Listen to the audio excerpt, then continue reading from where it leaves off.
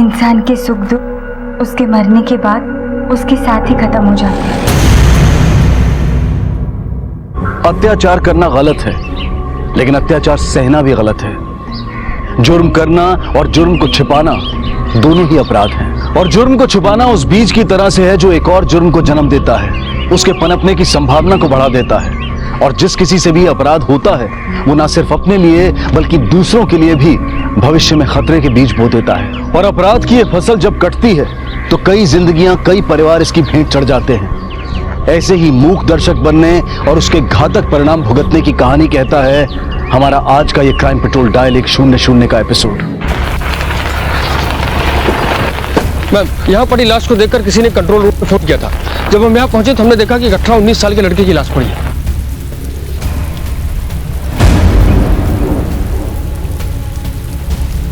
राणे, आसपास कुछ वेपन मिला? नहीं मैम, हम लोग आसपास ढूंढ रहे हैं लेकिन अभी तक कोई वेपन मिला नहीं है। हाँ, इसके पास से एक आईडी मिली है। इस लड़के का नाम अमन सिरके और इस आईडी के मुताबिक इसकी उम्र 20 साल है। ये यहाँ बैक रोड पे क्या कर रहा था?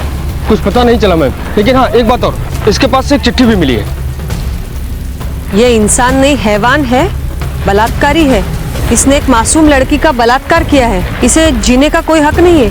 संस्कृति रक्षक, संस्कृति रक्षक, ये क्या बकवास है? मैम, मुझे लगता है जिन लोगों ने इसका खून किया उन्होंने ये चिट्ठी इसके पास रखी है। वो पुलिस और लोगों को ये बताना चाहते हैं कि ये आदमी रेपिस्ट था और उन्होंने इसे सजा दी है।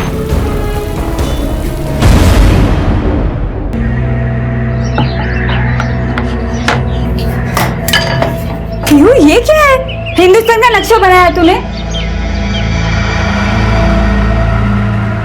पता है कि तेरा भैया ये रोटी भी खुशी से खा लेगा, लेकिन है कहाँ वो?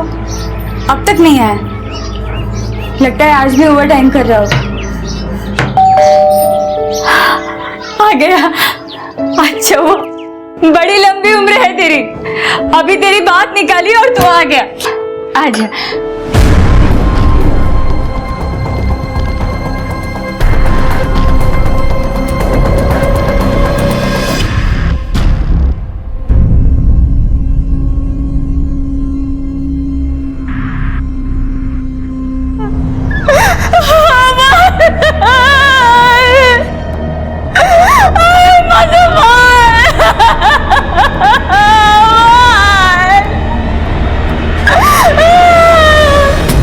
देखिए, अमन की डेड बॉडी हमें मलाड़ के बैक रोड पे मिली थी। आप बता सकती है वो वहाँ क्या करने गया था? मुझे नहीं पता मैडम। उसकी कोई गर्लफ्रेंड या फिर उसका कोई अफेयर चल रहा था? वो ऐसा लड़का नहीं था मैडम। देखिए, जहाँ से हमें अमन की डेड बॉडी मिली है वहीं एक चिट्ठी भी मिली है और चिट्ठी पर साफ साफ लिखा है अमन ने किसी लड़की का रेप किया है। एक मिनट, ये क्या कहना चाह रही है आप बताएंगी? ये कह रही है कि मेरा भाई रेप नहीं कर सकता है। मैडम, अब ये क्या कर रही है? मेरा बेटा ऐसा कर ही नहीं सकता। बाजा भूल गया तो श्रावण बाड़ा सर का होता। उसने पूरे घर की जिम्मेदारी अपने सर पर उठा रखी थी। उसके बाबा के जाने के बाद वही सब करता था। मैडम, वो ऐसा नहीं कर सकता है।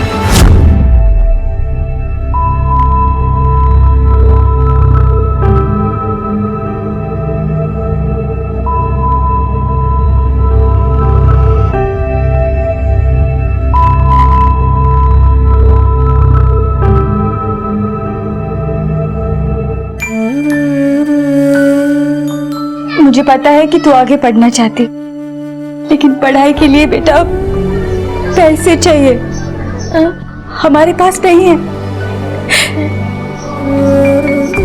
तुझे कैसे पढ़ाएंगे बोल? पीहू, तू स्कूल जरूर जाएगी, मैं तुझे पढ़ाऊंगा। तुझे डॉक्टर बनना है ना, तो बनेगी तू डॉक्टर। मैं नौकरी करूंगा, मैं दिन रात मेहनत करूंगा। आई, पीहू डॉक्टर जरूर बनेगी। आई,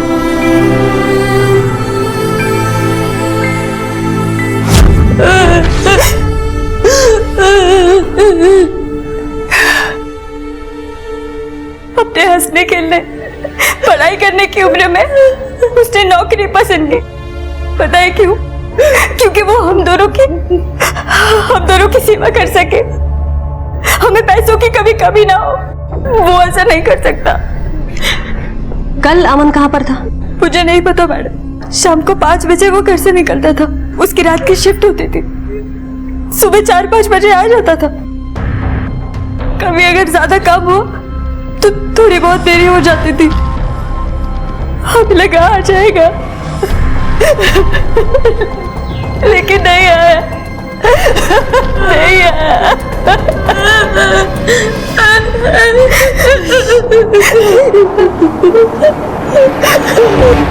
मैम, पोस्टमार्टम रिपोर्ट के मुताबिक अमन की मौत उसके सर पर किसी नुकीले पत्थर से वार की वजह से हुई है और उसकी मौत 2 से 4 के बीच हुई है।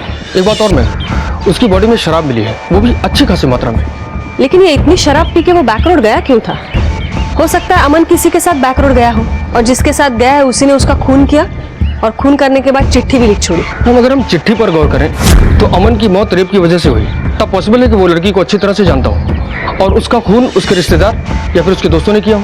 या हो सकता है खुद लड़की ने किया हो। उसने अमन को शराब पिलाई, वहां लेकर गई, बेहोश किया और उसके बाद में उसका कत्ल किया। ये सारी पॉसिबिलिटीज चेक करने के लिए हमें उस लड़की तक पहुंचना होगा जो रेप विक्टिम है और अमन की जानकारी में है। यानी एक काम करो, ये अमर के कांटेक्ट में जितनी भी लड़कियां हैं सबके कॉल रिकॉर्ड्स और मोबाइल लोकेशंस निकालो। अगर अमन ने रेप किया है तो लड़की इसी में से कोई ना कोई होगी। Okay ma'am.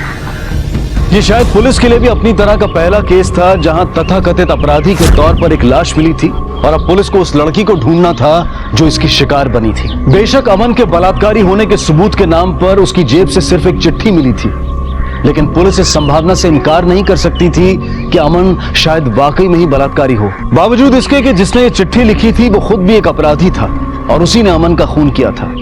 और ये संस्कृति का रक्षक कौन था? कौन हो सकता था वो? कोई समाज सुधारक या खुद वो लड़की या फिर उसका कोई दोस्त या रिश्तेदार, या सिर्फ ये एक चाल थी पुलिस को गुमराह करने के लिए? मैम, ये वो 5 लड़कियां हैं जो अमन के कॉल रिकॉर्ड से मिली हैं, जिनके साथ वो रेगुलर टच में था। ये है रेनी जो उसके कॉल सेंटर में हेड थी, दीपा और प्रिया उसकी कलीग थी, और मैम ये है गुंजन उसकी कॉलेज फ्रेंड। ये सांझ है जो उसकी एक्स गर्लफ्रेंड थी, लेकिन अभी भी दोनों एक दूसरे के टच में थे। ये अमन की माँ को सांझ के बारे में पता नहीं था? नहीं मैम, हमने अमन के कॉल सेंटर से भी पता किया था, तो पता चला कि वहां से रात को 8 बजे तबीयत खराब करके निकला था। तभी उसे बोरीवली से आईसी कॉलोनी के पास से एक पीसी से कॉल आया और उसके मोबाइल लोकेशन के मुताबिक उसकी last location Malad west back road ही थी। अमन के बॉडी से शराब मिली, तो इसका मतलब है उसने मलाड, नायगांव या फिर बोरीवली में से किसी वाइन शॉप से शराब खरीदी थी या फिर वहां के किसी बार में शराब पी। एक काम करो, ये तीनों एरिया के वाइन शॉप और बार सबके सीसीटीवी फुटेज निकालो, देखो उसके साथ कोई है या नहीं है। हो सकता है ये रेप की बात एक कहानी हो और ये संस्कृति रक्षक के नाम पे हमें कोई गुमराह करने की कोशिश कर रहा हो, या हो सकता है बात सच भी हो। जो भी हो, दोनों सूरतों में खूनी को तो ढूंढना पड़ेगा।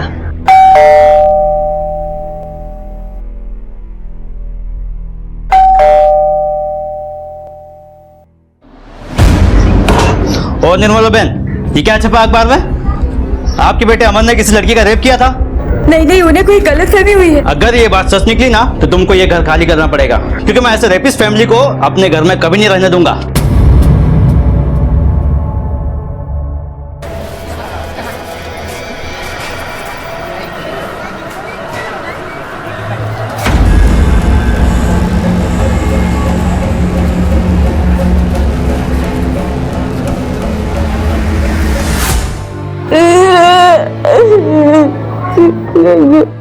मैम, ये मलाड के वाइन शॉप का फुटेज है। इसके बाद ये मलाड के बैक रोड पर गया जहाँ कोई सीसीटीवी नहीं है। रानी, ये तो कंफर्म है कि ये अकेला नहीं था और जिसने भी खून किया है वो बहुत स्मार्ट है। उसने अमन को पहले खूब घुमाया और उसके बाद में उस एरिया में लेके गया जहाँ पे सीसीटीवी कैमरा नहीं है। तो अब क्या करें मैम? इससे तो हमारे हाथ कुछ लगा नहीं।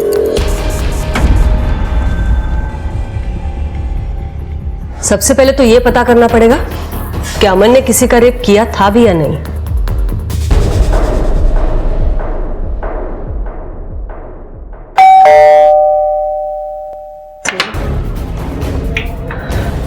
ये रीनी का घर है,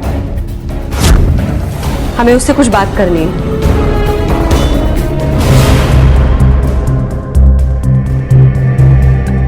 अमन ऑफिस में मेरा सबऑर्डिनेट था। क्या तुम अमन से रेगुलरली फोन पर बात करती थी, मिलती थी उससे? जी हाँ, एक्चुअली हम सेम ऑफिस में काम करते थे, तो काम के सिलसिले में उससे मिलना भी पड़ता था और फोन पे बात भी करनी पड़ती थी। देखो, डरो नहीं, हम तुम्हें परेशान नहीं करना चाहते, बस कुछ सवालों के जवाब चाहिए। ये अमन लड़का कैसा था, बिहेवियर कैसा था उसका? अच्छा लड़का था वो, और उसका बिहेवियर भी सबके साथ अच्छा था। पर आप ये सब क्यों पूछ रहे हैं? अमन ने तुम्हारे साथ कोई बदतमीजी करने की कोशिश की थी? एक्चुअली अमन के डेड बॉडी के पास हमें एक चिट्ठी मिली है, उसमें साफ साफ लिखा है अमन ने किसी लड़की का रेप किया था। रुकिए, रुकिए। ये क्या बेदुआ सवाल कर रहे हैं आप मेरी बेटी से? देखिए, आप कानूनी कार्रवाई में दखल मत दीजिए। हम कोई मन से सवाल नहीं पूछ रहे, किसी की जिंदगी गई है उस सिलसिले में बात कर रहे हैं। और अगर सवाल पूछा जाता है तो उसका जवाब देना पड़ेगा। आप भी समझा कीजिए। बोलो, अमन ने कभी तुम्हारे साथ बदतमीजी करने की कोशिश की थी? नहीं की थी। मैम, अमन मेरा क्लासमेट था और हम दोनों बहुत अच्छे दोस्त थे। मुझे बहुत बुरा लगा था जब उसके पापा की डेथ के बाद उसे अपनी पढ़ाई छोड़नी पड़ी। यार तू क्या कर रहा है अपनी लाइफ के साथ? मत छोड़ पढ़ाई। और ये कॉल सेंटर जॉब का कोई फ्यूचर है क्या? मैं बोल रही हूँ ना, पढ़ाई वापस शुरू कर। हाँ लेकिन नहीं कर सकता यार, घर वालों की जिम्मेदारी है। और अब तो मेरा सिर्फ एक ही सपना है कि पीयू के सपने को पूरा करूं, उसे डॉक्टर जो बनाना है। अमन ने आपके साथ कभी कोई बदतमीजी की? नहीं मैम। मैम, अमन के बारे में अभी तक जितनी इन्फॉर्मेशन मिल रही है उससे तो यही लगता है कि वो एक अच्छा लड़का था, अपनी फैमिली के लिए कुछ करना चाहता था। मुझे नहीं लगता कि वो रेप जैसी घिनौनी हरकत कर सकता है। और अगर कर सकता है तो मुझे शक है वो लड़की शायद रेने हो सकती है। और ये संस्कृति रक्षक कौन है इसका भी पता लगाना चाहिए हमें। रेने और संस्कृति रक्षक, इनमें क्या कनेक्शन है वो भी देखते हैं। लेकिन राणे, किसी भी नतीजे पर पहुंचने से पहले ये सांझ से मिलना बहुत जरूरी है। जी मैम।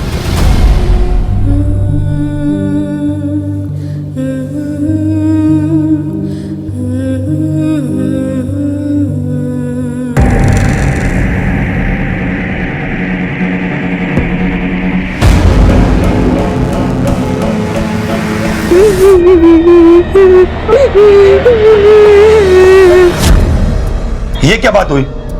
जिसको मरना था वो तो मर गया, आप लोग यहाँ पे आके क्यों तमाशा कर रहे हैं? और मेरी बेटी को क्यों घसीट रहे इसमें?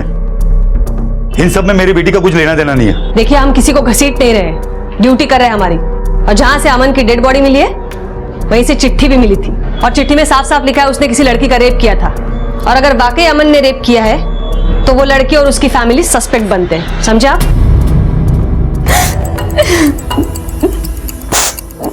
मैम, अमन बहुत अच्छा लड़का था, उसने मेरे साथ कुछ गलत नहीं किया है।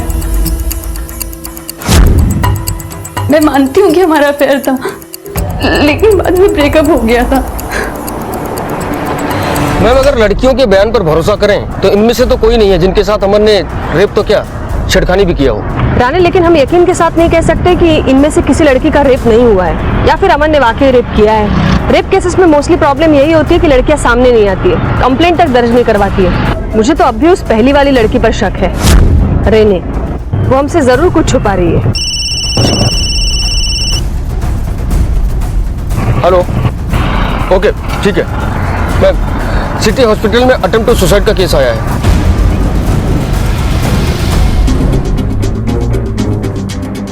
अभी भी जो सुसाइड अटेम्प्ट का केस आया है उस पेशेंट का नाम क्या है? सर, पेशेंट का नाम रेने डिसूजा है।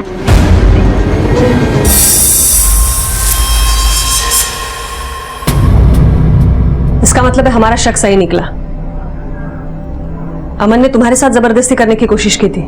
नहीं, अमन ने मेरे साथ कोई जबरदस्ती करने की कोशिश नहीं की थी। एक्चुअली मैं किसी और लड़के से प्यार करती हूँ जो दूसरे रिलीजन का है।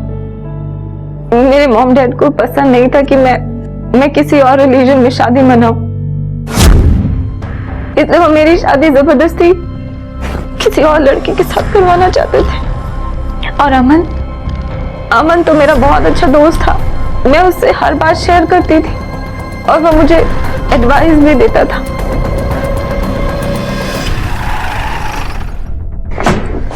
राणा, इन पांचों लड़कियों में से कोई नहीं है। इसका मतलब है जिस लड़की पर रेप किया गया है उसका नंबर कॉल रिकॉर्ड्स में नहीं है। हो सकता है वो या तो जान पहचान वाली हो या फिर आस पड़ोस वाली।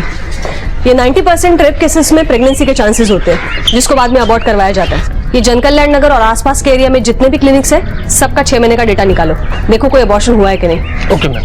मैम, मालवानी एरिया नंबर 2 से कॉल आया था, उस एरिया में एक मर्डर हुआ है।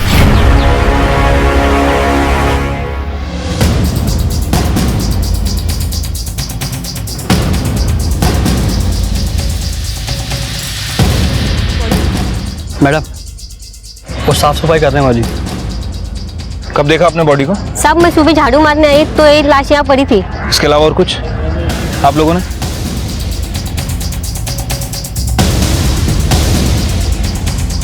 ये संस्कृति रक्षक कौन है जो कानून हाथ में लेके लोगों को मार रहा है? बॉडी की इंफॉर्मेशन निकालो, शिनाख्त करने के लिए जरूरी है।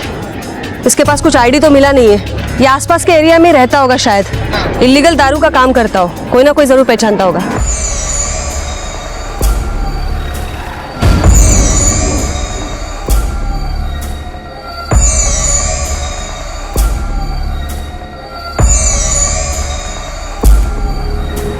ये कौन है? मैम इस एरिया की सेल्फ अक्लेम्ड सोशल वर्कर है, किसी एनजीओ वगैरह के लिए नहीं, बस अपने मन से ही खुद को सोशल वर्कर बनके घूमती है। प्रभा देशमुख नाम है इसका। आप पहचानती है इसे? अरे इसे कौन नहीं पहचानता, दीना नाम है इसका। हमारे यहाँ गाँव की दारू बेचता था, अच्छा हुआ साला मर गया। इसकी दारू पी के ना कितने लोग बीमार पड़े, कितने कितने मर गए। जिसने भी मारा होगा ना इसको, बहुत पुण्य का काम किया है। कितने लोग मरते और पता नहीं। अमन के कत्ल के बाद दीना की लाश मिली और उसके पास भी एक चिट्ठी थी जिसमें लिखा था कि किसी संस्कृति के रक्षक ने उसके बुरे कर्मों के लिए और संस्कृति की रक्षा करने के लिए दीना का कत्ल कर दिया है। क्या वाकई ये किसी संस्कृति सुधार गिरोह का काम था जो कानून को अपने हाथ में लेकर न्याय के नाम पर अपराध कर रहा था? और इस संस्कृति रक्षक को निर्मला और उसकी बेटी की यातनाएं नहीं दिखी? ऐसे ढेरों सवाल थे जिनके जवाब अभी ढूंढने थे, और हासिल ये था कि पुलिस के पास फिलहाल कोई संदिग्ध तक नहीं था। मैम, दीना शिंदे की पोस्टमार्टम रिपोर्ट के हिसाब से उसके सर के पीछे किसी नुकीले पत्थर से हमला किया गया।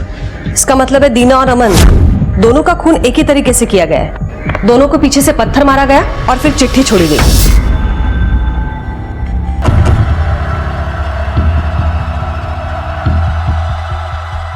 ये दोनों हैंडराइटिंग्स तो अलग अलग है। इसका मतलब है दो अलग इंसानों ने ये लेटर लिखे हैं।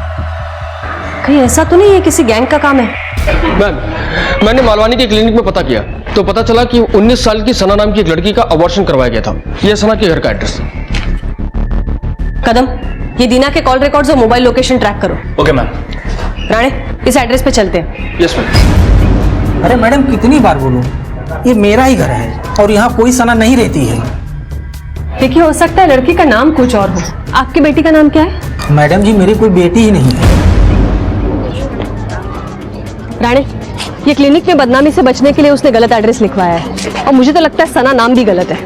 एक काम करो, क्लिनिक का सीसीटीवी फुटेज निकालो, लड़की का स्केच बनाओ, खबरियों को दो, सबको काम पे लगाओ। जी मैम। क्लिनिक के सीसीटीवी में जो लड़की दिख रही थी उसका पता हमारे खबरी ने लगा लिया है। उस लड़की का नाम सना नीलम है, वो जनकल्याण नगर में ही रहती है। और हमारे खबरी ने एक और इन्फॉर्मेशन दी है कि जनकल्याण नगर में ही 15-16 साल की एक और लड़की रहती थी, सुनहरी नाम की, जो अपने मौसी मौसा के घर रहती थी। पिछले 2 महीनों से गायब है मैम।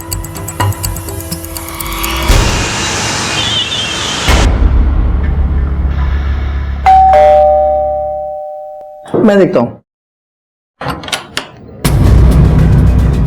सुनहरी आप ही की भतीजी है ना? उससे बात करनी है, हमें बुलाइए। सुनहरी यहाँ नहीं रहती। आपके अलावा उसका कोई है भी नहीं, अनाथ है वो।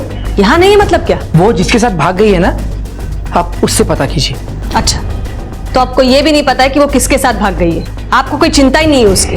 पुलिस में कंप्लेंट तक नहीं दर्ज करवाई है आपने? मैडम, उसके भागने से हमारी बहुत बदनामी हुई है। आप अब ये चाहती है कि मैं खुद ढिंडोरा पीटूं ताकि जिनको पता नहीं उनको भी पता चल जाए और हम कहीं मुंह दिखाने के लायक ना रहे? देखिए मैडम, मैं आपसे हाथ जोड़ के विनती करता हूँ, आप चले जाइए यहाँ से प्लीज।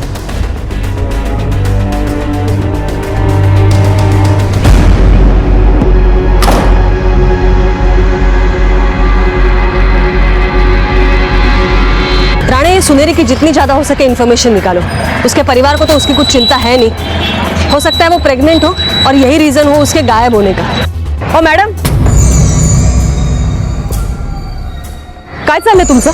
देखिए, जिसका बलात्कार हुआ उसे उसी वक्त न्याय मिल गया था जब अमन की मौत हुई। फिर क्यों आप मेरे एरिया में आके घर घर जाके लड़कियों को परेशान कर रहे हो? अमन और दीना जैसे लोगों को मरना ही जरूरी है। उनके कातिलों को ढूंढ के आपको क्या फायदा? देखिए, अमन और दीना ने अगर गुनाह किया है तो उसके लिए कानून है। इस तरह कानून हाथ में नहीं ले सकता है कोई। और अपराधी चाहे संस्कृति रक्षक हो या भक्षक, अपराधी अपराधी होता है, उसकी जगह जेल में होती है। वैसे आप क्यों पैरवी कर रही है खूनी की? आप भी संस्कृति रक्षक है क्या? मैं किसी की रक्षक विक्षक नहीं हूँ और मुझे इसमें फंसाना भी मत। और मुझे ना ऐरा गैरा मत समझिए, मेरी पहुंच बहुत ऊपर तक है। हाँ तो ठीक है, जाइए ऊपर तक जाइए, इन्वेस्टिगेशन बंद करने का ऑर्डर लेके आइए। लेकिन याद रखना, हम भी उस इंसान से अच्छी तरह निपटेंगे जो कानून के आड़े आ रहा है।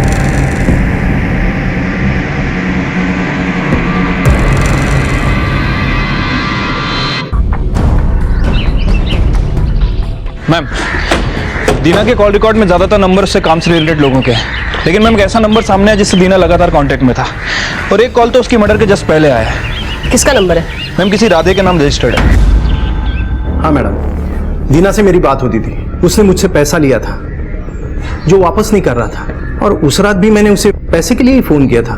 तो अबे अभी दिमाग मत सरका, मैंने बोला ना पैसा दूंगा करके। अरे कितने साल से हम काम कर रहे हैं, अरे कुछ तो भरोसा होना चाहिए ना।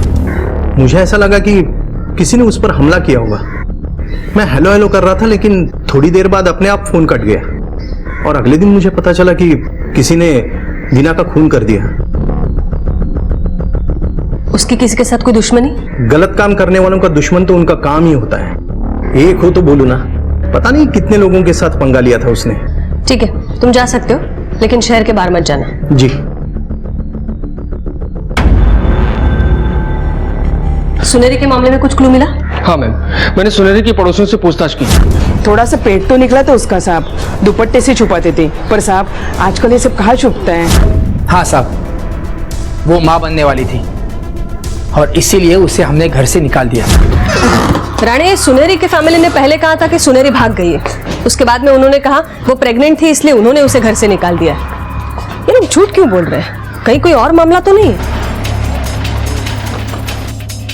मैम, दीना के पड़ोसी से बातचीत की है। मैम, पता चला है कि दीना और प्रभा देशमुख, इन दोनों की आपस में बनती नहीं थी। उन दोनों में काफी झगड़े भी हुए हैं। ये प्रभा तो अपनी मर्जी से लीडर और समाज सेवक होकर घूम रही है ना? कहीं ऐसा तो नहीं है कि लोगों की नजर में अपनी इमेज अच्छी करने के लिए खून कर रही है? ये अमन और प्रभा दोनों का क्या कनेक्शन है, पता करो जरा। हेलो, क्या?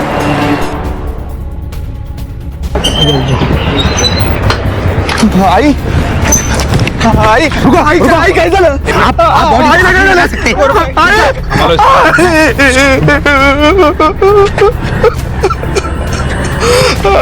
इंसान ने किया तो इसके पास भी जरूर कोई चिट्ठी मिलेगी। बॉडी चेक करा जरा, बगा चिट्ठी है का।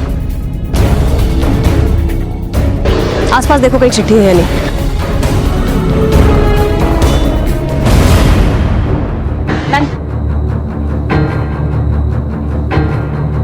चेहरे पे मुखौटा था इसके, दोधारी बनकर घूम रही थी, समाज सेवा दिखावा था। ये मासूम लड़कियों का देह व्यापार करती थी। संस्कृति की रक्षा के लिए इसका मरना जरूरी था। संस्कृति रक्षक।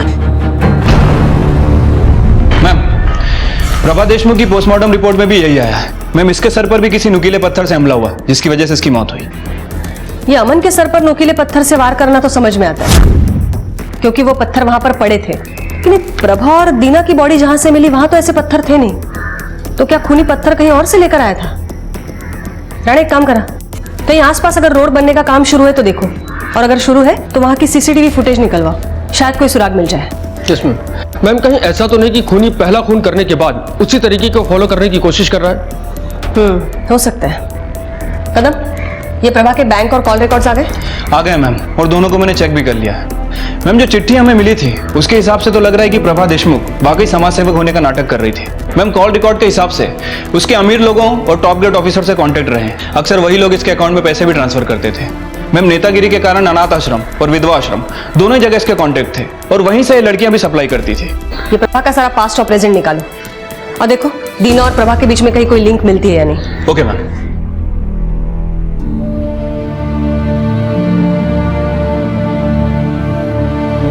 हम पुलिस के पास तो चले जाएंगे बेटा, पुलिस आकर उन्हें धमका भी देगी, लेकिन फिर वो हमारा जीना हराम कर देंगे। अच्छा नहीं होगा, नहीं जा सकते। ले ले, दे।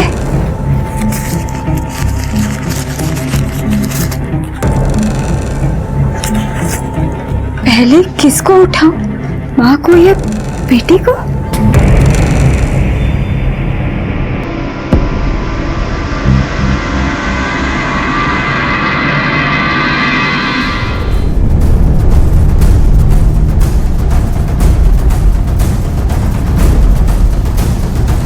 लेकिन कौन है, दिख नहीं रहा है इसका चेहरा ठीक से। ओनर की इंफॉर्मेशन निकाली? Yes ma'am. मैम, ये राधे की कार है। जब हमने राधे के बारे में इंफॉर्मेशन निकाली तो पता चला कि ये कार राधे के नाम रजिस्टर्ड है। लेकिन मैम राधे डायरेक्ट प्रभा के कांटेक्ट में नहीं था, बल्कि उसका ड्राइवर इससे डील कर रहा था, जबकि मैम राधे रीमा के कांटेक्ट में था। मैम मुझे लगता है कि ये मर्डर राधे के ड्राइवर ने किया है। राधे का ड्राइवर है ना तू? हाँ। घर में कौन कौन है तेरे? घर में आई, बाबा, बीबी और 2 छोटी छोटी बेटी है। ये सब क्यों पूछ रहे हो? मैंने कुछ नहीं किया ना। अब तो जेल में सड़ेगा ना, तो उनका ध्यान कौन रखेगा? मैं क्यों जाऊंगा जेल में? मैडम कुछ भी नहीं किया। एक नहीं 3 खून किए तूने। सबूत है हमारे पास। जिस पत्थर से वार हुआ है वो नुकीला पत्थर तूने उठाया था। इससे पूछताछ करने की जरूरत नहीं है, जुर्म साबित हो चुका है। अंदर डालो इसे। नहीं मैडम तुम्हारे पैर पड़ता हूँ, मुझे कुछ भी पता नहीं, मैंने कुछ भी खून नहीं किया है। वो प्रभा है ना, प्रभा, वो राधे साहब को लड़कियां सप्लाई करती थी, अलग अलग होटल में लाती थी। मैडम मैं खाली पैसा वसूल करने का काम करता था, वो भी राधे साहब बोलते तभी। और जिस दिन दीना का खून हुआ ना, उस दिन मैंने कॉल किया है, राधे साहब ने नहीं। हेलो दीना भाई, और राधे साहब के पैसे का क्या हुआ? अरे मुझे बोले तो पूछने के लिए, कब देंगे आप पैसे? तो फिर राधे ने झूठ क्यों बोला था कि कॉल उसने किया था दीना को? मैडम मेरा ड्राइवर झूठ बोल रहा है। झूठ वो नहीं तू बोल रहा है। हमारे पास उन सारे होटल का फुटेज है जहाँ से तू प्रभा से लड़कियां मंगवाता था। चलो मान लिया मैं लड़कियां मंगवाता था, ये भी मान लिया कि ड्राइवर ने दीना को फोन किया था, लेकिन इससे ये साबित नहीं होता कि खून मैंने किया है। ये भी साबित होता है, क्योंकि हमारे पास वो भी फुटेज है जहां तूने नुकीला पत्थर उठाया था। देख इसे।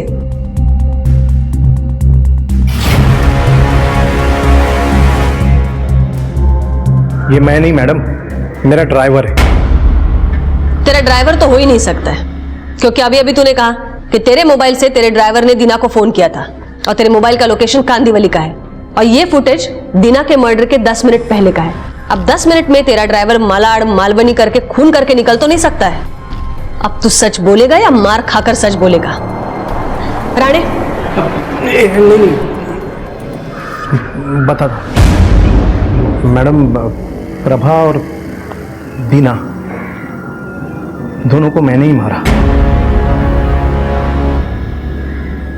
प्रभा रोज लड़कियां सप्लाई करने का पैसा बढ़ा रही थी, ब्लैकमेल कर रही थी कि मुझे बदनाम कर देगी, इसलिए मेरा था वो तो बस उसे चला रहा था।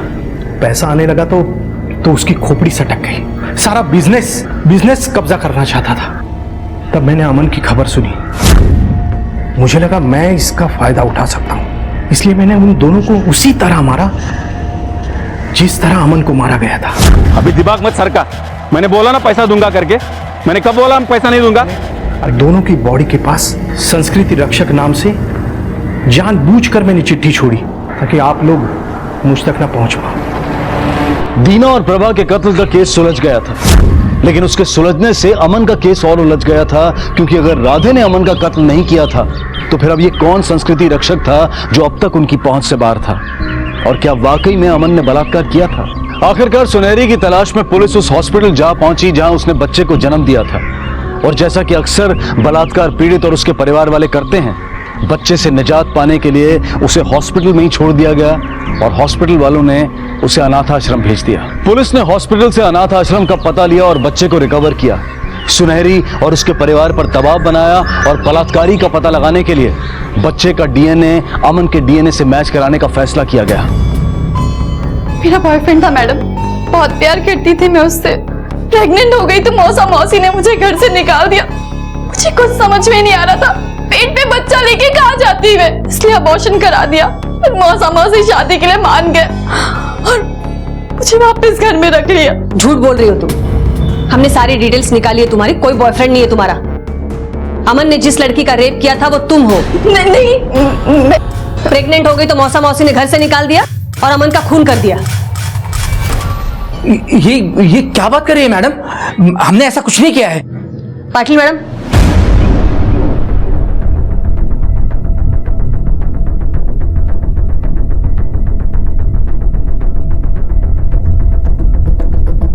पहचानती हो इसे?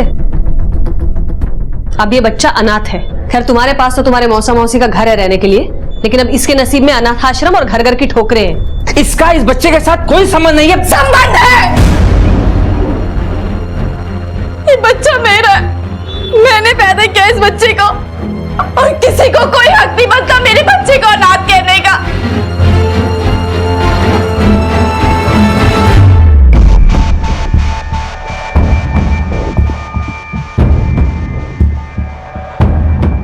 रेप हुआ था मेरा।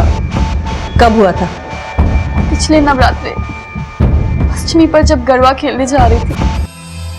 रेप हुआ था मेरा। कब हुआ था? पिछले नवरात्रे अष्टमी पर जब गरबा खेलने जा रही थी। क्या कहा था उसने? कह रहा था अगर तुम चिल्लाए तो गर्दन रेत देंगे। कहीं वो ये तो नहीं था? नहीं, उसे बहुत अंधेरा था, कुछ भी अच्छे से दिखाई नहीं दे रहा था। वो पीछे से आया और मेरे मुंह पर कपड़ा डाल दिया और उसके बाद पर इस लड़के को मैंने कई बार देखा है। जब मौसा जी ने मुझे नए गांव डिलीवरी के लिए भेजा था तब कई बार मैंने इसे रास्ते में देखा था।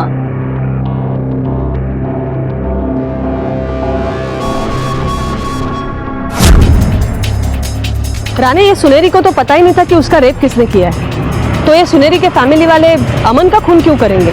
एक और तरीका है अमन ने रेप किया है या नहीं किया है ये पता लगाने का। कौन सा मैम? DNA test. ये सुनेरी के बच्चे का डीएनए और अमन का डीएनए मैच कराओ। जी।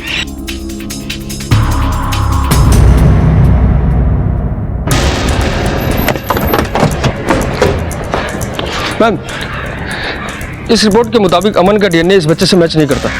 इसका मतलब है रेप अमन ने नहीं किया है, किसी और ने किया है और ये संस्कृति रक्षक का नाटक करके अमन को फंसाया गया है। हो सकता है अमन जानता हो कि रेपिस्ट कौन था और शायद यही बताने के लिए वो सुनेरी से मिला था। रानी, एक काम करो, ये अमन के सारे दोस्तों की लिस्ट निकालो। नवरात्रि में अष्टमी के दिन क्या तारीख थी वो भी देखो और उस दिन पे अमन से किस किस की बात हुई थी सारे कॉल रिकॉर्ड्स निकालो। ओके मैम, ये 4 लड़के अमन के अच्छे दोस्त हैं। राम जो कि प्रभा का बेटा है और राकेश जो उसी मोहल्ले में रहता है। सिद्धार्थ और सौरभ बिहार के हैं, लेकिन मैं पिछले साल तक ये दोनों अमन के मोहल्ले में पीजी में रहते थे। सिद्धार्थ पुणे शिफ्ट हो चुका है और सौरभ दिल्ली में रहता है और मैं पिछले दशहरे में ये सब यहीं इसी लोकेलिटी में आसपास थे। ये सिद्धार्थ और सौरभ को उठाओ। सिर्फ इन दोनों को क्यों? ले आओ, पता चल जाएगा। Yes ma'am.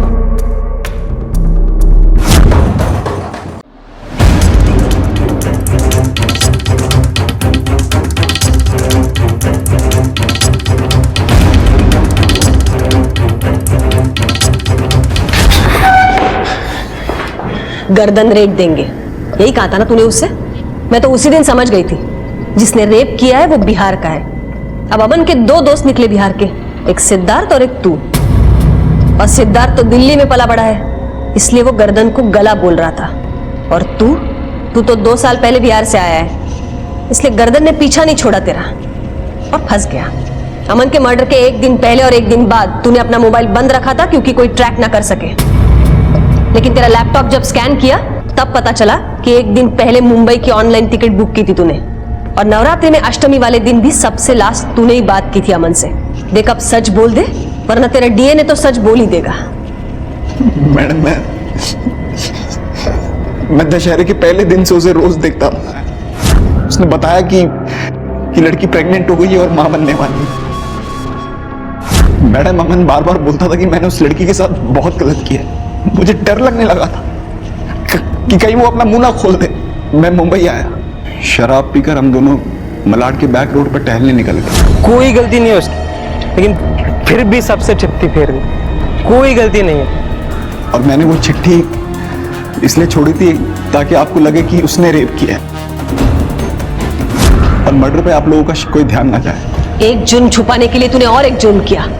18 साल की लड़की पर बलात्कार किया और अपने दोस्त की भी जान ले ली। तो जैसे इंसान को तो कड़ी से कड़ी सजा मिलनी चाहिए। अमन ने सुनहरी से हमदर्दी रखी, लेकिन वो हिम्मत नहीं दिखाई कि वो जुर्म के खिलाफ आवाज उठाता और उसकी इसी गलती ने उसे मौत दी। समाज की नजरों में उसे बलात्कारी बना दिया और उसकी मां और बहन को दर दर की ठोकरें खाने के लिए मजबूर कर दिया। सौरभ को अमन के कत्ल और सुनहरी के बलात्कार के लिए और राधे को दीना और प्रभा के कत्ल के लिए गिरफ्तार किया गया। ये दोनों इस वक्त जुडिशियल कस्टडी में हैं। जब भी कहीं कुछ गलत होता देखें तो आवाज जरूर उठाएं, बजाय ये सोचने के कि हमारा इससे क्या वास्ता, हमें इससे क्या लेना देना। क्योंकि अगर यही धारणा सबके मन में घर कर गई तो शायद जुर्म का अगला शिकार हम भी हो सकते हैं। देखते हैं हमारे आज के एपिसोड की दूसरी कहानी।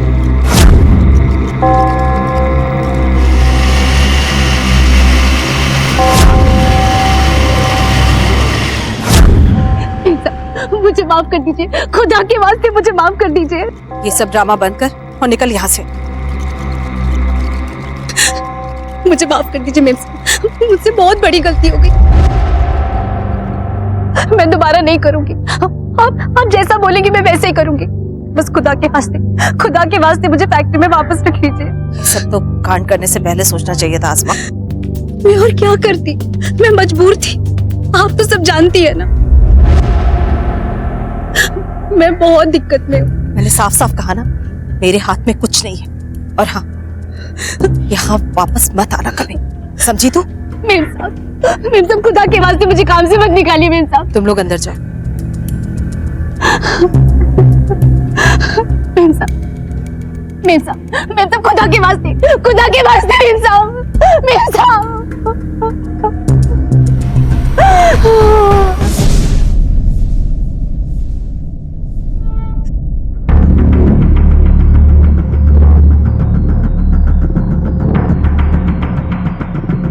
सुशीला।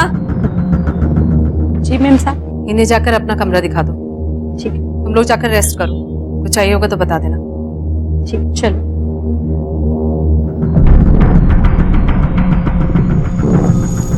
हेलो।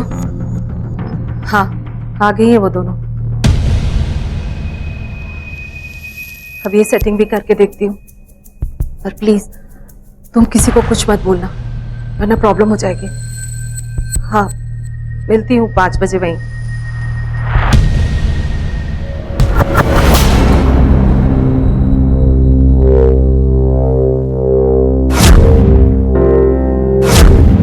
भैया हमारी बात मानो, हमें बस एक बार साहब से मिलने दो, बहुत दिक्कत में है। साहब ने मना किया है, आप अंदर नहीं जा सकते। हमारी गलती क्या है और साहब ऐसा क्यों कर रहे हैं? हमारी बात समझने की कोशिश करिए, हमें बस एक बार। तुम आपकी तय मत करो।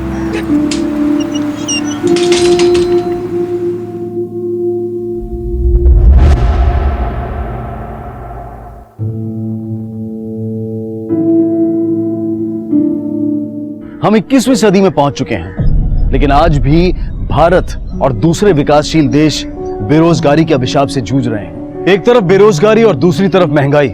ऐसे में अगर सहारा है तो सिर्फ एक अच्छी नौकरी का, और उसकी तलाश में एक आम आदमी दर दर भटकता है। और अगर कामयाबी मिल जाए तो वो उस नौकरी को अपनी जान से भी ज्यादा बचा कर रखता है। अगर किसी दिन उसकी एक छोटी सी गलती की वजह से वो नौकरी चली जाए तो क्या इस औरत के साथ भी ऐसा ही हुआ था? क्या उसने भी कोई गलती की थी, या फिर बात कुछ और ही थी?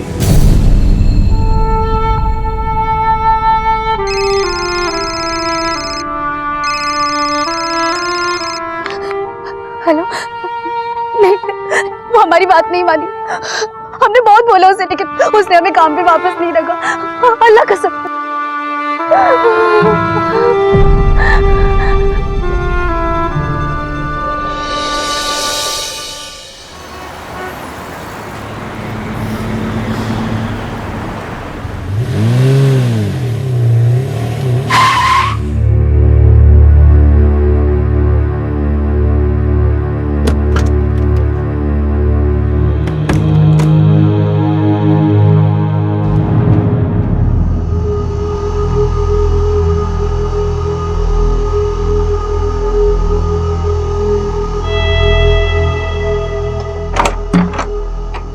इंदु, मैनर्स भूल गए हो क्या तुम? बिना नॉक किए अंदर कैसे आ गए? शायद तुम भूल गई हो कि हम दोनों का बेडरूम है। ये नया नाटक क्या है? ये दोनों औरतें यहाँ पे क्यों आई है? अब क्या हुआ? क्या बात कर रहे हो? मॉम डैड प्लीज, अब आप लोग बस भी करोगे? आप लोग को पता है ना कि वो दोनों भी बाहर है। अरे बेटा तुम क्यों चिंता करती हो नमिता? तुम ये सब अपना डियरेस्ट डैडी पे छोड़ दो। ठीक है, छोड़ दिया, लेकिन पेट के चूहे तो नहीं छोड़ रहे ना? बहुत भूख लग रही है डैड, हम तीनों बाहर कहीं डिनर पे चले? हाँ चलते हैं।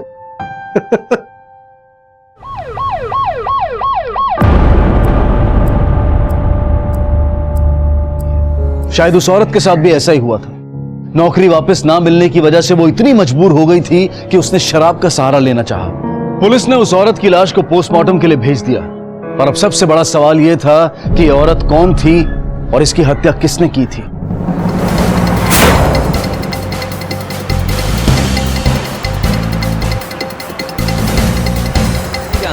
और नाम भी पहली बार सुन रहा हूँ। हाँ, कल ये मेरी दुकान पर आई थी शराब की बोतल लेने और कुछ डरी हुई थी। क्यों? देखने में शराबी लग रही थी। नहीं सर। थैंक यू सर, ये है विक्टिम का postmortem report. Sir, postmortem report. और पूरी बॉडी पर छोटे छोटे स्ट्रगल के निशान। हाँ सर, और पुराने घाव भी हैं और सिगरेट के निशान तो जगह जगह हैं। मतलब इसके साथ बहुत सालों से बुरा बर्ताव हो रहा था। हाँ सर, वो शराब की दुकान का मालिक भी कह रहा था कि वो देखने में काफी डरी डरी लग रही थी। सर, पोस्टमार्टम रिपोर्ट के हिसाब से उसकी बॉडी में अल्कोहल नहीं मिला है। सर, इसका मतलब ये हुआ कि मर्डर के 24 घंटे पहले तक उसने शराब को हाथ भी नहीं लगाया था। उसके फोन से कुछ मिला? नहीं सर, फोन पूरी हो सकता है वो वहीं की रहने वाली हो। तुम दादरी जाओ और वहां की पुलिस से कांटेक्ट करो। उनकी मदद से तुम्हें इसके घर का पता मिल सकता है, क्योंकि दादरी बहुत छोटी सी जगह है। मुझे लग रहा है कि इस टिकट और उसके मर्डर में कोई ना कोई कनेक्शन तो है। Okay sir.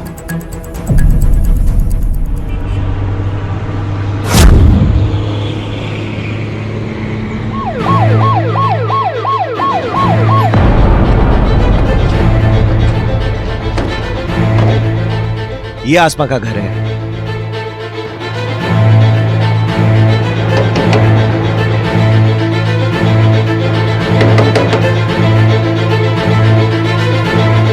बेटा, आसमा अंसारी का घर यही है? अरे कौन है? वो क्यों नहीं खोलती? क्यों नहीं खोली? तुम आसमा के पति हो? हाँ तो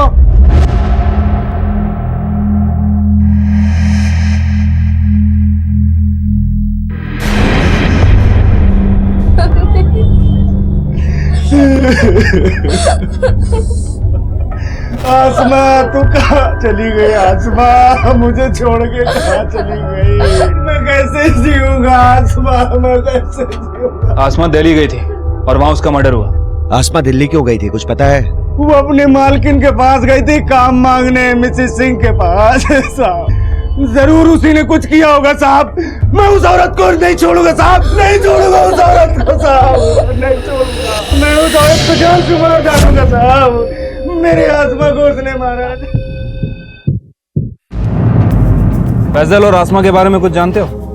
हाँ साहब, वो 1 महीना पहले ही यहाँ आए थे। फैजल है ना साहब, 1 नंबर का शराबी है। अब सब क्या बताऊं, इनके घर से तो रोज मारने पीटने की और रोने की आवाजें आती है।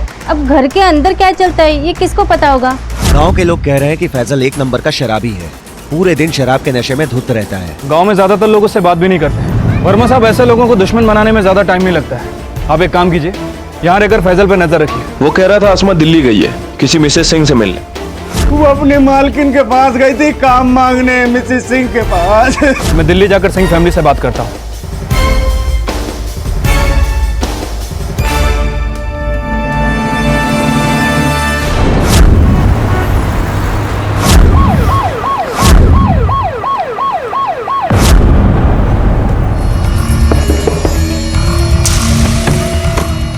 सिंह जी, इसे जानती हैं?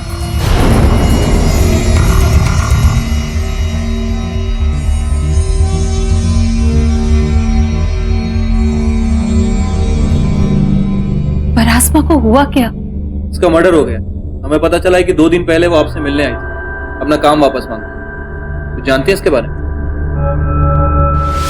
खुदा के वास्ते मुझे काम से मत निकालिए मेम साहब। मेम साहब, मैं तो खुदा के वास्ते मेम साहब। नहीं, मैं पिछले 1.5 महीने से उससे नहीं मिली। देखिए, हमें पक्का इन्फॉर्मेशन मिली है कि वो आपसे मिलने यहाँ दिल्ली आई थी। कुछ छुपा तो नहीं रही ना आप? नहीं सर, अगर मैं उससे मिली होती तो मैं आपसे ये बात छिपाती क्यों? आसमा हमारी फैक्ट्री में काम करती थी, पर 1.5 महीने पहले उसे काम से निकाल दिया। उसके बाद मैं उससे नहीं मिली। क्यों निकाला उसे काम से? वो तो मुझे नहीं पता। किसे रखना है किसे निकालना मेरे हस्बैंड डिसाइड करते हैं। मैं सिर्फ मैन्युफैक्चरिंग संभालती हूँ। ठीक है, थैंक यू।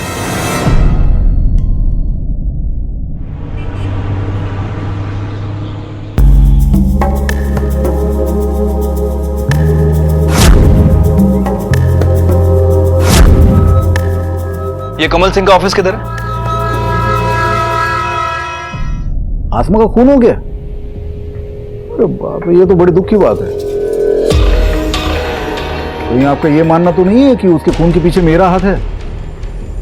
देखिए सर जी, वो मेरे फैक्ट्री में काम करती थी बस। आसमा को फैक्ट्री से क्यों निकाला आपने? कामचोर थी, असल में उसको नौकरी करनी नहीं थी। आसमा काम मांगने वापस आई थी ना। तो फिर तुम्हारा वॉचमैन ये क्यों कह रहा था कि उसके मर्डर के 2-3 घंटे पहले वो तुमसे मिलने आई? हो सकता है आई होगी, लेकिन मुझसे नहीं मिली। आप चाहिए तो सीसीटीवी फुटेज चेक कर लीजिए। वो तो हम चेक करेंगे ही। फिलहाल हमें आपके फैक्ट्री के वर्कर से बात करनी है। बिल्कुल सर जी, अरे पूरी फैक्ट्री आपकी है, आप जिसे चाहे जो चाहे पूछ सकते हो। कहीं जाने की तैयारी है क्या? जा नहीं रहा हूं, बस जाते रहता हूं काम के सिलसिले में, इसलिए तैयार रखा है, बस उठाया चल पड़ा। ठीक है जी। सर जी, आसमा तो बहुत मेहनती लड़की थी और उसका वो पति, वो तो घर पे बैठा रहता और उसके पैसे पे सिर्फ दारू पीता रहता था, और अगर वो पैसे ना देती तो बेचारी को बहुत मारता था। वो अपनी बेटी को भी पढ़ा रही थी और अपने पति का खर्चा भी उठा रही थी, और उसके लिए ये नौकरी वापस मिलना बहुत जरूरी था। एक नंबर की कामचोर थी वो, हमेशा मीम साहब और साहब जी को मस्का लगाती रहती थी। इस फैक्ट्री में काम का माहौल कैसा है? कमल और इंदु अच्छे लोग हैं ना? अच्छे नहीं साहब, वो लोग तो बहुत अच्छे हैं, और खासकर कमल साहब, वो तो हम सबको अपने परिवार की तरह मानते हैं। बस उनकी यही बात इंदु मैम साहब को ज्यादा पसंद नहीं। कब से काम कर रही हैं यहाँ पे? कुछ 2-3 महीनों से। पर क्या? कुछ नहीं सर। बोलिए, क्या बोलना चाहती हैं? सर, हो ना हो इस फैक्ट्री में कुछ ना कुछ अजीब जरूर चल रहा है। सर, कमल सिंह ने सारी बातों का जवाब सीधे सीधे दिया, लेकिन उसकी बीवी इंदु, सर ऐसा लग रहा था कि कुछ ना कुछ छुपा रही है। और सर, फैक्ट्री के सारे वर्कर कमल को ज्यादा पसंद करते हैं, लेकिन इंदु से उन्हें उतनी ही प्रॉब्लम है। आसमा की बॉडी हमें जहां मिली है वो जगह कमल के घर और फैक्ट्री के बीच में है। ठीक है, सबके कॉल रिकॉर्ड निकलवाओ। कोई तो ऐसा होगा जो आसमा से टच में था और जानबूझकर हमसे छुपा रहा है। आसमा के कॉल रिकॉर्ड आ गए? फिलहाल तो नहीं सर, थोड़ा वक्त लगेगा।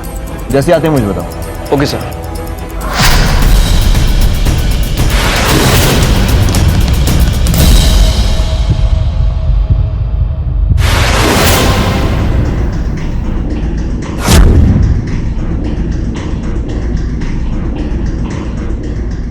Switch off.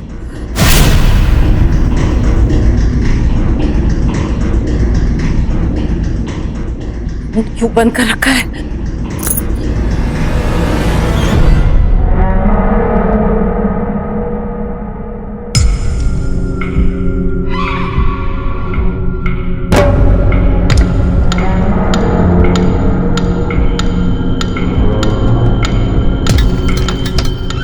प्लीज कॉल मी, जरूरत है मुझे तुम्हारी।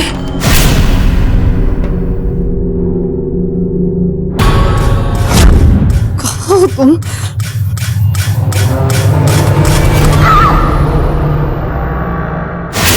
सर, आसमा के फोन ट्रायंगुलेशन रिकॉर्ड के हिसाब से जिस दिन आसमा का मर्डर हुआ उस दिन सुबह वो इंदु सिंह के घर गई थी अपना काम वापस मांगने, और फिर वहां से फैक्ट्री, जैसा कि वॉचमैन ने हमें बताया। लेकिन सर, उसके मर्डर के कुछ घंटे पहले उसने फैजल को कॉल किया था, और जब हमने फैजल से पूछताछ की तो उसने ऐसा कुछ नहीं बताया। दादरी थाने में कांटेक्ट करो, उनसे कहो कि फैजल पे नजर रखें और तुम इस इंदु सिंह से फिर से मिलो। सर, एक मर्डर हुआ है।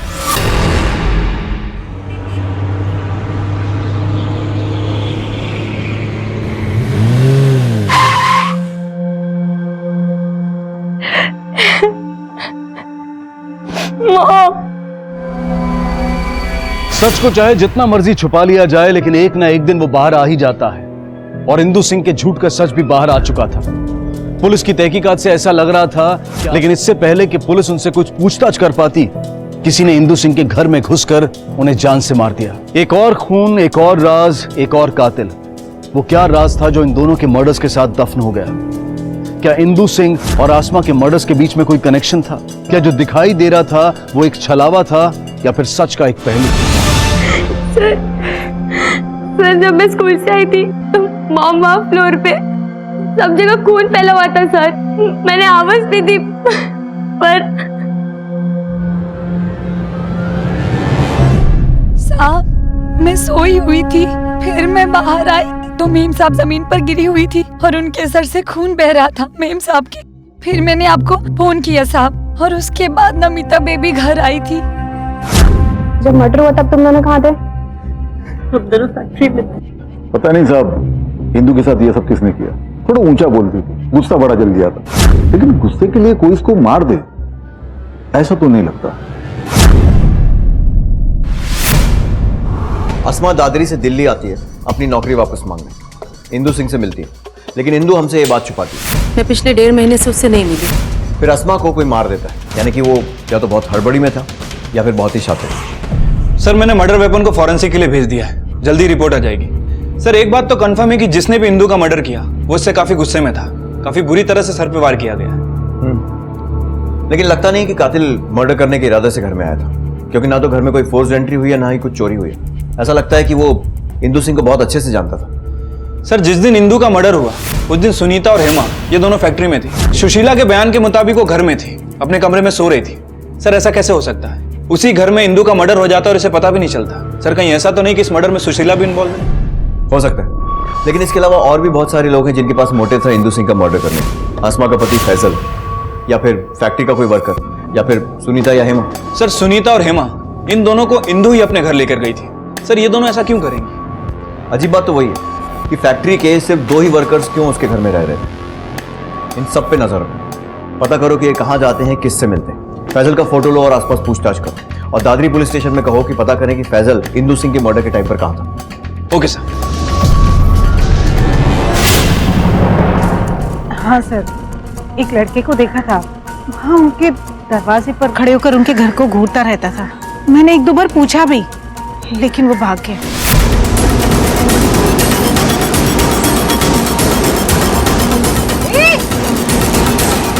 फिर से रुक। क्या यही था वो? नहीं सर, सर मैंने बताया ना आपको, वो लड़का था, वो 14-15 साल का लड़का था, और इस आदमी को तो मैंने पहले कभी देखा भी नहीं। उसका स्केच बनवा सकते हो आप? हाँ सर, ट्राई कर सकती हूँ। ठीक है। पता नहीं सब कौन है ये, पहले कभी देखा नहीं इसको। बेटा तुमने? नहीं सर, मैंने भी इसे कभी नहीं देखा।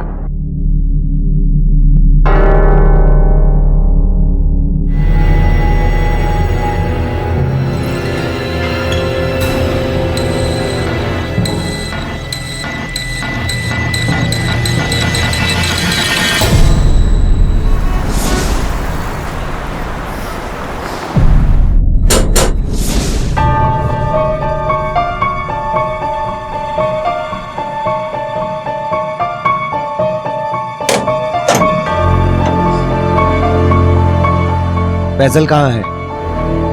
अब्बू अब्बू तो बाहर गए हैं। पिछले 2 दिन से हम अकेले हैं। ये चोट कैसे आई? सना तुम यहाँ पे नहीं रह सकती, लेके चलो इसे।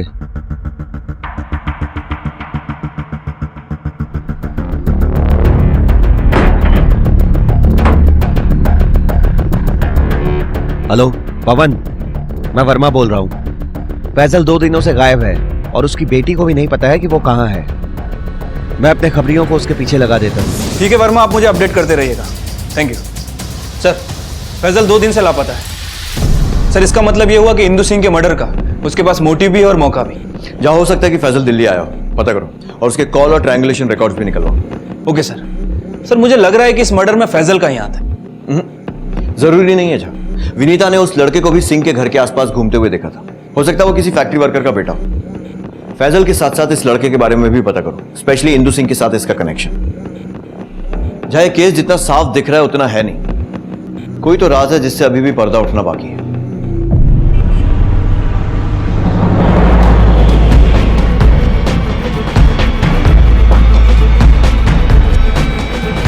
साहब, हम किसी मुसीबत में नहीं पड़ना चाहते। देखिए अगर आप सच बोल रही हैं तो आपको कुछ नहीं होगा, लेकिन अगर हमें पता चला कि आप कुछ झूठ बोल रही हैं तो फिर आपके लिए अच्छा नहीं होगा।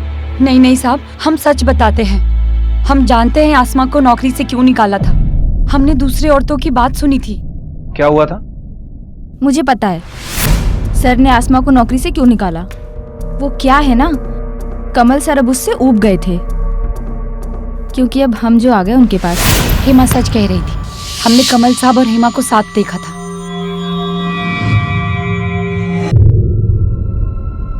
साहब ये तो सब औरतों को पता है इस फैक्ट्री में। अब कमल सर के बारे में कोई कुछ कहता नहीं था बस। कमल की वाइफ इंदु जानती थी इस बारे में? हाँ, उन्हें इस बात से कोई दिक्कत भी नहीं थी, तभी तो वो हमें अपने साथ घर लेके गई। लेकिन इंदु हेमा और सुनीता को अपने घर लेकर क्यों गई? सर जी, हेमा को तो मैडम सर के लिए ही लेकर गई थी, और सुनीता तो उनकी खबरी थी। फैक्ट्री में सर पे नजर रखती थी और घर जाके मैडम को खबर देती थी। और एक दिन कमल सर की नजर सुनीता पे भी पड़ गई।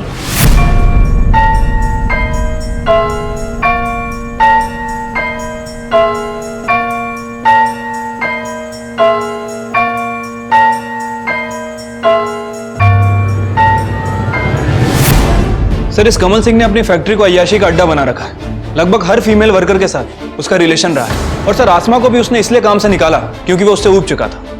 इसका मतलब कहीं ये तो नहीं है कि आसमा ने इंदु को कमल की सच्चाई बताई, इंदु ने कमल को कन्फ्रंट किया हो और गुस्से में आकर कमल ने आसमा को मार दिया हो? नहीं सर, फैक्ट्री के वर्कर के हिसाब से इंदु इन सब चीजों के बारे में जानती थी। सर, हेमा जिसके साथ कमल का रिलेशन है और सुनीता जिसके साथ कमल रिलेशन बनाना चाहता है, इन दोनों को ही वो अपने घर ले आई थी। सर, एक पत्नी अपने पति को अय्याशियों का बढ़ावा क्यों देगी? सर, थोड़ा अजीब लगता है। जहाँ कई बार लोग अपनी शादी बचाने के लिए हर मुमकिन कोशिश करते हैं, फिर चाहे वो कितनी अजीब क्यों ना। लेकिन ये बातें कंफर्म करने के लिए हमें कमल सिंह से बात करनी पड़ेगी। फैजल का कुछ पता चला? नहीं सर, उसका फोन स्विच ऑफ है, लेकिन मैंने खबरियों को अलर्ट कर दिया।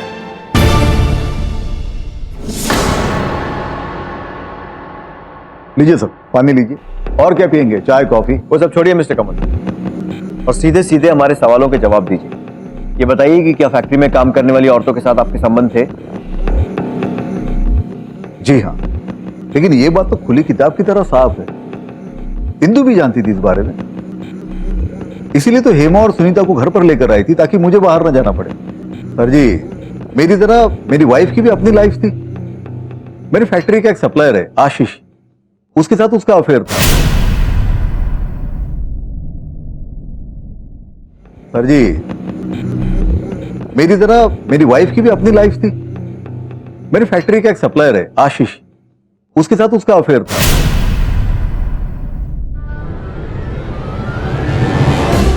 बेटा डरो मत, खुलकर बताओ, पापा मम्मी बहुत लड़ते थे? लड़ते थे सर, पर कपल्स के बीच लड़ाई होना तो नॉर्मल है ना। मॉम डैड की अपनी अपनी लाइफ थी, it's not a big deal. आजकल डिवोर्स होना या अलग होना कोई बड़ी बात नहीं है। फिर मॉम डैड इस शादी में सिर्फ मेरे लिए ही साथ में थे। जब भी डैड घर से बाहर जाते थे, मैं उन्हें बहुत मिस करती थी। इसके लिए मॉम ने ये सब किया, डैड ज्यादातर घर पे रहे, और इसलिए मॉम हेमा और सुनीता को घर ले आई। दोनों पति पत्नी को एक दूसरे के जीने के अंदाज से कोई परेशानी नहीं थी, तो फिर इंदु सिंह का मर्डर किस कारण से हुआ था? और यह आशीष कौन था? आखिर क्या कनेक्शन था फैक्ट्री की मालकिन और उसी फैक्ट्री के वर्कर के मर्डर के बीच?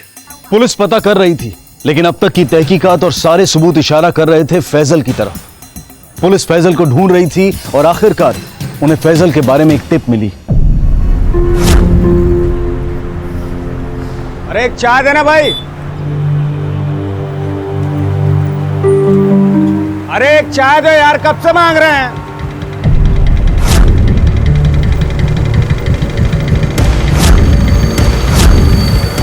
रुक फैजल, अरे रुक, उठ। जिस बात से इंदु सिंह को मारा गया था उस पर घर के सारे मेंबर्स के फिंगरप्रिंट्स हैं, इसीलिए किसी पर शक नहीं किया जा सकता। अब या तो शायद कोई घर का भेदी है या फिर कातिल बहुत चाहते हैं कि उसने एक भी सबूत नहीं छोड़ा। हेलो, क्या? ठीक है, वेरी गुड सर। फैजल मिल गया, उसे दिल्ली ला रहे हैं। हमने कुछ नहीं किया साहब, हमने कुछ नहीं किया साहब। साहब हमें यहाँ क्यों लाए साहब? हमने कुछ नहीं किया साहब। एक तो हमारी बीवी मर गई साहब, ऊपर से आप लोग। बहुत बेचारा है ना तू। चल अब ये बता, इंदु सिंह के मर्डर वाले दिन कहाँ था तू? हम किसी इंदु सिंह को नहीं जानते साहब। ये तो जानता है ना कि पिछले 3 दिन कहाँ था? गांव वालों ने तुझे बस में चढ़ते हुए देखा था, और उसके बाद तू दिल्ली आया था, और दिल्ली में भी बस स्टॉप पे लोगों ने तुझे देखा है। अब बोलेगा? बोल। हाँ साहब, हम दिल्ली गए थे, हमारे अंदर गुस्सा बहुत था साहब। उस इंदु सिंह ने हमारी बीवी को मार दिया था साहब, आसमा को मार दिया था साहब, और मैं भी उसे मारने वाला था, लेकिन साहब मैंने उसे नहीं मारा साहब। हम तो रास्ते में शराब पी के गिर पड़े थे साहब, और वहां हम कितनी देर पड़े रहे हमें कुछ नहीं मालूम साहब। हम सच बोल रहे हैं। क्या लगता है जा? सर, ये फैजल एक नंबर का झूठा इंसान है। अपनी बीवी के मरने के बाद इसने अपनी बेटी सना को बहुत मारा। इसकी बातों पर भरोसा तो नहीं किया जा सकता। इसके दिल्ली आने से लेकर इंदु सिंह के मर्डर तक के इसके कॉल ट्रायंगुलेशन रिकॉर्ड निकलवाओ और इसका पूरा मूवमेंट ट्रैक करो, तभी पता चलेगा इसकी बातों में कितनी सच्चाई है। सर, आशीष शर्मा आ गया है। भेजो केबिन में। जी सर। सर, आपने मुझे यहाँ क्यों बुलाया सर? मेरा किसी से कुछ लेना देना नहीं है। घबरा क्यों रहे हो? अगर तुमने कुछ नहीं किया है तो पूछताछ के बाद चले जाना। पहले हमारे सवालों के जवाब तो दे दो। इंदु सिंह और तुम्हारा क्या रिलेशन? कुछ नहीं। सच सच जवाब देना। लॉकअप यहां पास में ही है। सर मैं बस उनकी फैक्ट्री में प्लास्टिक के पैकेट सप्लाई करने जाता था, बस वहीं उनसे पहचान हुई और हमारी दोस्ती हो गई। अगर ये शादी तुम बचाना चाहती तो रोज रोज फैक्ट्री के चक्कर काट के जासूसी करना बंद कर दो, समझी? आसान नहीं होता है अपने पति को किसी और के साथ देखना। मैं किसी और के साथ चली जाऊंगी तब पता चलेगा तुम्हें। तो चली जाओ, चली जाओ, मुझे कोई प्रॉब्लम नहीं है।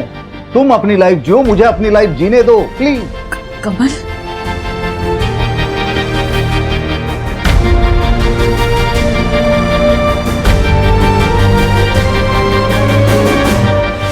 और फिर बात दोस्ती से आगे बढ़ गई और तुम दोनों में अफेयर हो गया।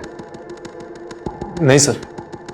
लेकिन जब तुम्हें पता चला कि इंदु तुमसे नहीं बल्कि अपने पति कमल से प्यार करती है तो तुम्हें गुस्सा आ गया और तुमने उसे मार दिया। नहीं सर, मैंने ऐसा कुछ नहीं किया। सर मेरे और इंदु के बीच में दोस्ती से ज्यादा और कुछ नहीं था सर। या तो तुम झूठ बोल रहे हो या फिर वो लोग जिन्होंने तुम दोनों को साथ में देखा था।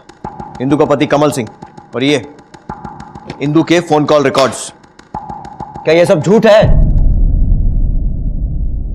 सर ना तो वो झूठे हैं और ना मैं।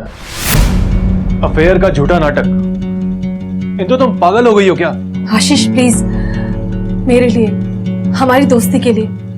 कमल को जब ये पता चलेगा कि हम दोनों साथ हैं तो उसे मेरी इंपॉर्टेंस रियलाइज होगी और वो मेरे पास वापस आ सकता है। तुम्हें मेरे इस नाटक में साथ देना होगा आशीष, प्लीज। सर मैं ये नाटक नहीं करना चाहता था, लेकिन दोस्ती की खातिर मैं मान गया। कमल और बाकी सब लोगों को लगने लगा कि इंदु और मेरे बीच में कुछ है, लेकिन सर वही हुआ जो मैंने सोचा था। कमल को इस बात से कोई फर्क ही नहीं पड़ा, बल्कि उसकी अय्याशा तो और ज्यादा बढ़ गई। सर मैंने इंदु से कहा था कि हमें ये नाटक बंद कर देना चाहिए, लेकिन वो नहीं मानी। अच्छी कहानी है, लेकिन अगर तुमने इंदु को नहीं मारा तो उसके मरने के ठीक एक दिन पहले अपना फोन स्विच ऑफ क्यों कर लिया था और डिस्कनेक्ट भी करवा दिया? सर वो उन दिनों मेरे फोन पे अचानक बहुत सारे ब्लैंक कॉल्स आने लगे थे, वो भी अलग अलग लैंडलाइन नंबर से। सर मैंने उसकी पुलिस कंप्लेंट भी की थी, लेकिन वो नंबर ट्रेस नहीं हो पाए, इसीलिए मैंने अपना नंबर डिस्कनेक्ट किया और नया नंबर ले लिया। फिर कुछ दिन के लिए मैं शहर से बाहर गया बिजनेस के काम से, और जब मैं वापस आया तो मुझे इंदु के बारे में पता चला। मुझे बहुत बुरा लगा सर। ठीक है, फिलहाल के लिए जा सकते हो, लेकिन शहर छोड़कर मत जाना। जी सर।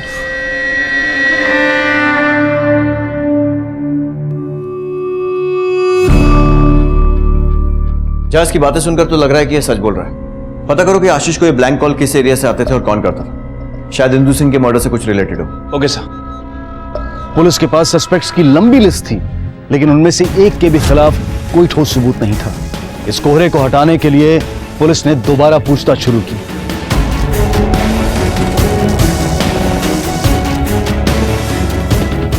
और आखिरकार कोहरा हटा। पूछताछ करने के बाद पुलिस को 2 सुराग मिले और दोनों को फॉलो करने के बाद जो सच सामने आया वो बेहद चौंका देने वाला था। सर आशीष को जितने भी ब्लैंक कॉल आए थे वो एक ही एरिया के अलग अलग पीसीओ से किए गए थे। सर उनमें से एक पीसीओ के मालिक ने इस लड़के को पहचान लिया। सर ये वही लड़का है जो आशीष को बार बार कॉल कर रहा था। हमारी एक टीम उस एरिया में इस लड़के के बारे में पूछताछ कर रही है। सर उम्मीद है कुछ हाथ लगे। जहाँ आशीष और इस लड़के के बीच में जरूर कुछ हुआ होगा, शायद इंदु सिंह को लेकर। इसीलिए ये इंदु सिंह के घर के आसपास भी छुपा हुआ था। हो सकता है कि इंदु सिंह के मर्डर में इसका कुछ हाथ हो, लेकिन इसका मोटिव क्या हो सकता? और कहीं ऐसा तो नहीं है कि आसमा के खून से भी इसका कुछ लेना देना है? इन सारे सवालों के जवाब अब यही दे पाएगा।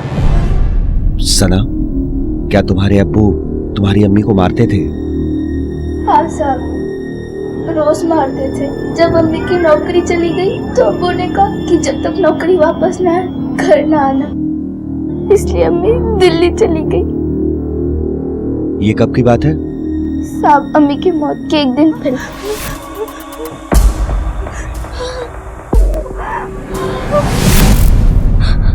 माफ कर दीजिए साहब, हमने आपको पहले कुछ नहीं बताया, हम बहुत डर गए थे। कोई बात नहीं बेटा, हम समझ सकते हैं। और जब हमने फैजल के फोन ट्रायंगुलेशन रिकॉर्ड को चेक किया तो पता चला कि जिस दिन इंदु सिंह का मर्डर हुआ था फैजल की लोकेशन वहां की नहीं थी, लेकिन जब आसमा का मर्डर हुआ फैजल की लोकेशन वहीं की थी। आसमा के नाखून में जो स्किन रेसिड्यू मिला है, हो सकता है वो फैजल का हो। फोरेंसिक रिपोर्ट आ गई? नहीं सर, शाम तक आ जाएगी। एक मिनट सर।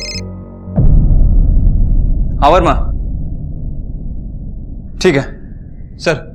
फैजल की बेटी सना ने बताया है कि फैजल ने आसमा को जान से मारने की धमकी दी थी।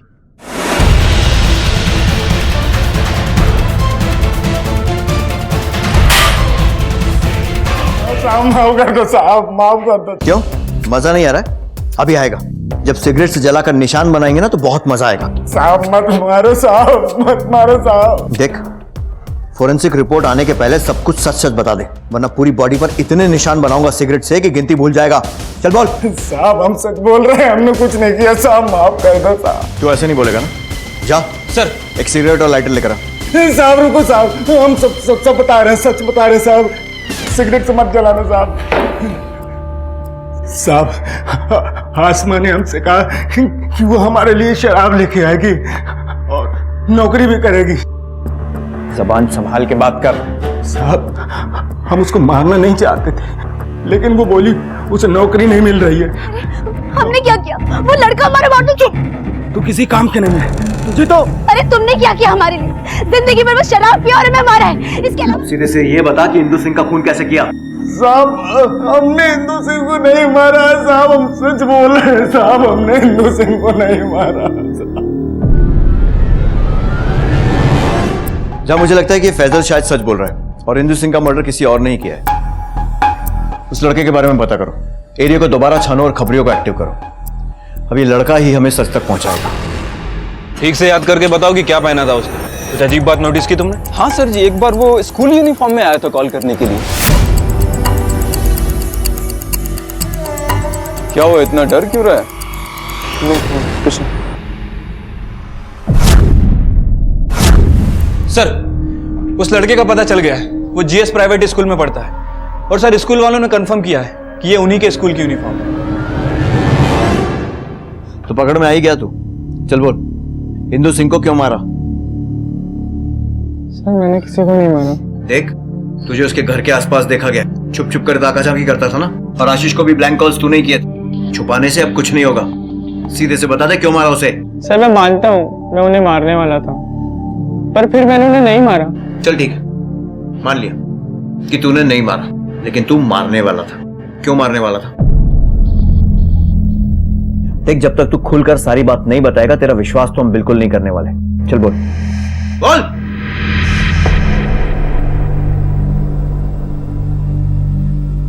सर मैं एक बहुत अच्छा स्टूडेंट हूँ सर। स्कॉलरशिप के बेसिस पे मुझे स्कूल में एडमिशन मिला, पर दूसरे बच्चों की तरह मैं अमीर नहीं हूँ, इसलिए महंगी चीजें नहीं खरीद सकता सर इसलिए उसने मुझे पैसों का लालच दिया। अरे पर मैं कैसे?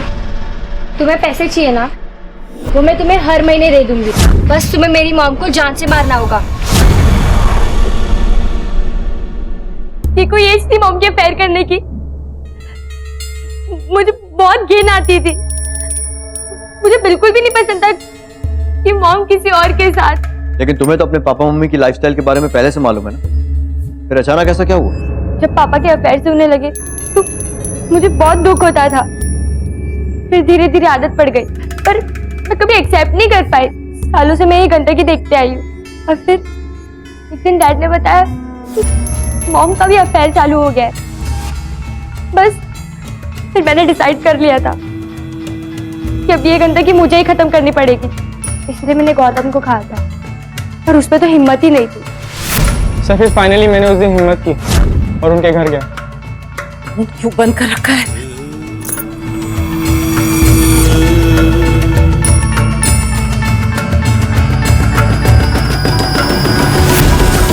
गौतम को मैंने कब से बोला हुआ था, पर वो कुछ कर ही नहीं रहा था, और मॉम ने भी सारी बेशर्मी की हदें पार कर दी थी।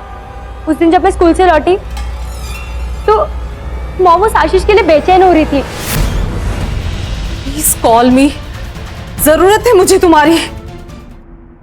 तुम्हारी बीवी का कभी अफेयर था ही नहीं, वो सिर्फ ये शादी बचाना चाहती थी और इसलिए उसने तुमसे झूठ बोला था कि शायद तुम्हें अपनी गलती का एहसास हो और तुम वापस आ जाओ।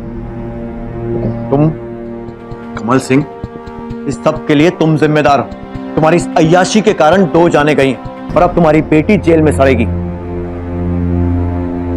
अपने मर्द होने का बहुत फायदा उठाया तुम और बहुत मनमानी भी की। अफसोस की बात यह है कि कानून में तुम जैसे लोगों के लिए कोई सजा नहीं है। लेके चलो इसे। अयाशी की एक आदमी ने, लेकिन उसका फल भुगतना पड़ा कई जिंदगियों को। कमल सिंह ने अपनी मेल ईगो, अपने अहंकार को तृप्त करने के लिए हेमा, सुनीता, फैक्ट्री की दूसरी वर्कर्स और आसमा जैसी एक मेहनती वर्कर की जिंदगी खराब कर दी। और आसमा का पति फैजल, उसने भी आसमा के साथ जानवरों से बदतर व्यवहार किया और गुस्से में आकर उसे जान से मार दिया।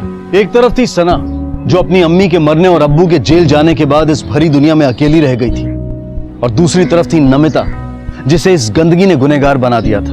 और ये सब सिर्फ इसलिए क्योंकि एक आदमी ने अपने मर्द होने का फायदा उठाया और न जाने कितनी ही जिंदगियों के साथ खिलवाड़ किया। अब मैं अनूप सोनी आपसे विदा लेता हूं, फिर मुलाकात होगी अगले एपिसोड में एक और चौंका देने वाले केस के साथ। तब तक अपना और अपने परिवार का ख्याल रखें और देखते रहें क्राइम पेट्रोल डायल 100। सबक एक को, सीख हम सबको। जय हिंद। इस तरह के और भी एपिसोड देखने के लिए हमारे चैनल को सब्सक्राइब करें और बेल आइकन दबाना ना भूलें।